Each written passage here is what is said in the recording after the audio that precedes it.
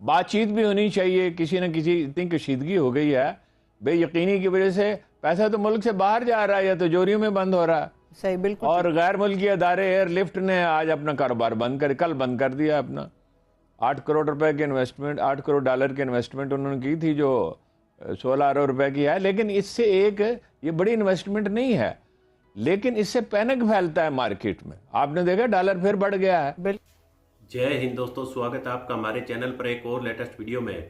दोस्तों, पाकिस्तान के साथ जिस तरह से अब IMF ने जो सलूक किया, उसके बाद पाकिस्तानी मीडिया खूब बौखलाया नजर आ रहा है। और देखिए दोस्तों, किस तरह से पाकिस्तानी मीडिया अपने ही नेताओं को कोस रहा है कि हमारी मजबूरी, जो जितनी भी मजबूरी थी पाकिस्तान की, जिस तरह से इस लोन को लेकर वह सारी IMF के सामने हमने पहले ही निगाह दी, और उसी की वजह से हमारी मजबूरी का फ़ायदा उठाकर IMF हमें जलील कर रहा है। क्योंकि दोस्तों, IMF ने अब पाकिस्तान के सामने एक से एक कड़ी शर्तें रख दी है। और दूसरी तरफ दोस्तों, अब पाकिस्तान के लिए IMF का लोन बहुत ही ज़्यादा ज़रूरी है, क्योंकि जो सऊदी ने भी पैसे दिए हैं पाकिस्तान को, वह उसी गारंटी पर है कि अगर IMF के साथ उनकी डील बनती है तो ये पैसे मिलेंगे। और दूसरे कई देशों से अगर पाकिस्तान पैसे लेता है तो भी वह पैसे दोस्तों पाकिस्तान को IMF डील के साथ ही मिलेंगे, नहीं तो नहीं मिलेंगे। तो दोस्तों, पाकिस्तान पर जिस तरह से श्रीलंका जैसे डिफ़ॉल्ट होने की बादल मंडरा रहे हैं, तो इससे पाकिस्तानी मीडिया बिल्कुल बुरी तरह से बौखलाया और नज़र आ रहा है। और ख़ासकर दोस्तों, इमरान खान को डिपेंड करने वाला मीडिया तो इस सरकार को खूब निशाने पर रख रहा है। और जिस तरह से इस सरकार ने आते ही IMF के कहने पर डीजल पेट्रोल के सारे दाम बढ़ा दिए थे, लेकिन उसके बावजूद भी IMF के साथ कोई भी डील बनती हुई नज़र नहीं आ रही है। तो अब पाकिस्तानी मीडिया बिल्कुल बुरी तरह बिलबिला रहा है। तो चलिए दोस्तों, हम आपको दिखा रहे हैं पाकिस्तानी मीडिया के दो अलग अलग वीडियो क्लिप। तो दोस्तों, वीडियो को लास्ट तक जरूर देखिएगा। और खासकर आप पाकिस्तान से विदेशी कंपनियों ने भी किस तरह से पलायन स्टार्ट कर दिया, इसी को लेकर भी इस वीडियो में चर्चा की गई है। तो चलिए दोस्तों, करते हैं वीडियो स्टार्ट। वीडियो को लाइक कीजिएगा, प्लीज़ हमारा चैनल सब्सक्राइब कर लीजिएगा। जय हिंद, वंदे मातरम। हमेशा गुंजाइश होती है। अब 53 से लेके आज तक जितने बजट बने हैं वो 7-8% तो फौरन ही चंद हफ्ते के बाद ही कम कर दिया जाता है। उसमें गुंजाइश होती है हमेशा। अगर एहतियात से काम लें तो डिफॉल्ट का नहीं होगा, लेकिन असल खतरा किसी और जगह से है। अच्छा, खतरा ये है, वो जो कह रहे हैं ना IMF वाले, वो ये इस बात का कोई एतबार नहीं है कि कब वो मुआहिदा होगा, इसलिए कि पसे पर्दा बहुत सी चीज़ें हो रही हैं। मैंने आपसे पहले दिन ही अर्ज कर दिया था कि मुफ्ता साहब पता नहीं क्यों खुशगुमान है इतने। मुफ्ता साहब मुमकिन है इकानमी को कुछ ना कुछ समझते हो, ज़्यादा तो नहीं समझते, तो अंदाज़ा हो गया। लेकिन वो इंटरनेशनल पॉलिटिक्स को और उसकी इंटरनेशनल इस्टेब्लिशमेंट की तरजीहात और मामलात की पेचीदगियों को तो नहीं समझते। वो तो एक कारोबारी आदमी है। वो तो अभी स्टाफ की सतह पे मीटिंगें होंगी और बहुत सी चीज़ें होंगी। मसलन IMF ये कहती है कि जो मुंतखब नुमाइंदे हैं उनके एसेट्स डिक्लेयर करें, और ज़्यादा डिक्लेरेशन से मुराद ये कागजी कार्रवाई नहीं है। वो कहेंगे जी कि प्रॉपर करें इसको और इसकी तस्दीक होनी चाहिए। अच्छा, इसी तरह वो कह रहे हैं कि जो नैब कवानीन में तरमीम की हैं उस पर उनके तहफ़्फ़ुज़ात हैं। लेकिन सबसे बड़ी बात यह है, जो काबिल फ़हम भी है और अरसे से ये किस्सा चल रहा है, दरअसल वो ये कह रहे हैं, और सऊदी अरब भी यही कह रहा है, इसराइल को तस्लीम करें।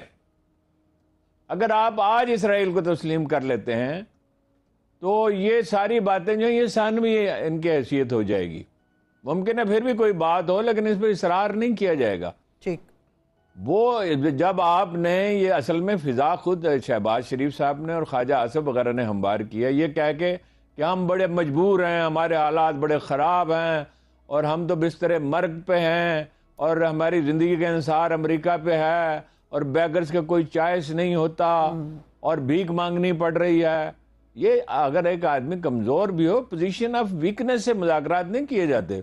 ये कोई 36-7 से ज़्यादा बुरी सूरत हाल नहीं है। जब कायदे आज़म को 24% वोट मिले थे, मुसलमानों के 24%, ना गैलीपोली से ज़्यादा बुरी सूरत हाल है। जब सारा यूरोप, ऑस्ट्रेलिया भी, यूरोप के अलावा ऑस्ट्रेलिया भी अपनी सारी फौज लेके तुर्की पे चढ़ दौड़ा था, तो आखिर उसका मुकाबला किया गया था ना। ठीक। जब आप जनाब अली करमुल्लाह वजहू का कॉल मैं आपको सुनाता रहता हूँ कि घबराहट में मुसीबत में घबराहट एक दूसरी मुसीबत है। जब आप घबरा जाते हैं, पैनिक कर जाते हैं, जो कि कर चुकी है हुकूमत, वो तो अमेरिका के मुकाबले में तो कर ही चुकी है। इमरान खान के मुकाबले में पैनिक कर गए हैं, 4 वजीरों ने इस्तीफा दे दिया है और क्या क्या चीज़ें हो रही हैं, इतने घबराए हुए हैं। और मुकदमा शेख रशीद पे कायम हो गया, उस पर अगर आप चाहें तो आगे चल के बात करेंगे जी। बात यह है कि वो इसराइल को तो इस वक्त तस्लीम किया ही नहीं जा सकता।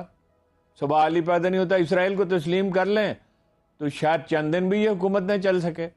लेकिन आपने ये तासुर देकर कि हम बहुत कमज़ोर हैं, हमारी हालत बड़ी ख़राब है, तो सऊदी अरब इसलिए चाहता है कि वो खुद मानना चाहते हैं। और वहाँ तो जो वो शहर नया बना रहे हैं, सनती शहर जिसका नाम हमेशा मुझे भूल जाता है, $500 बिलियन से, उसमें बहुत तेज़ी से काम हो रहा है।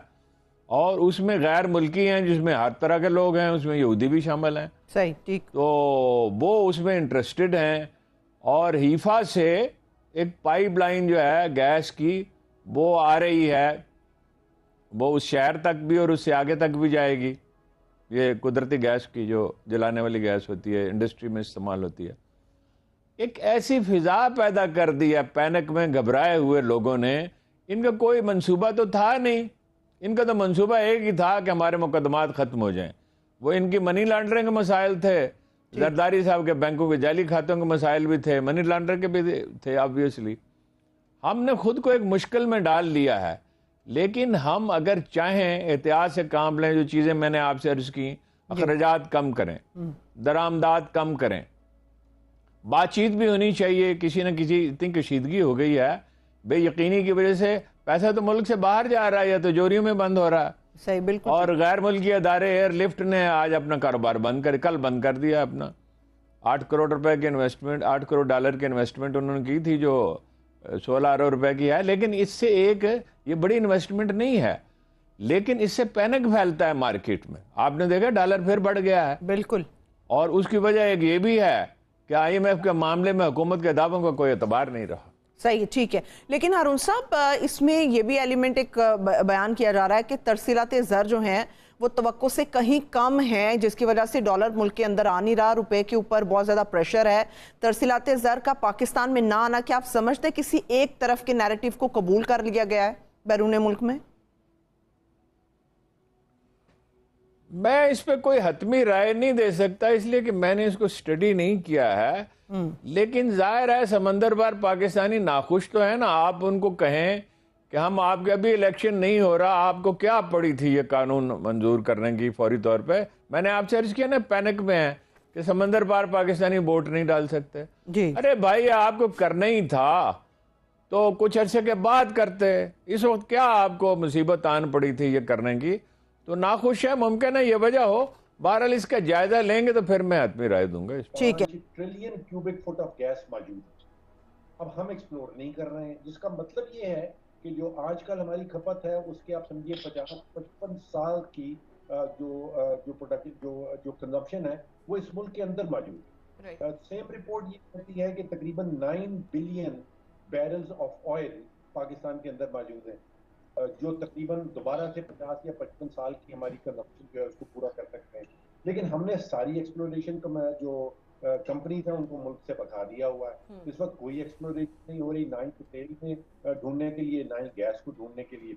अच्छा, जब शुरू में आपने नुकात उठाए थे, हारून शरीफ साहब ने बिल्कुल ठीक कहा कि हमारा जो माशी ढांचा है वो 30 साल से तब्दील नहीं हुआ।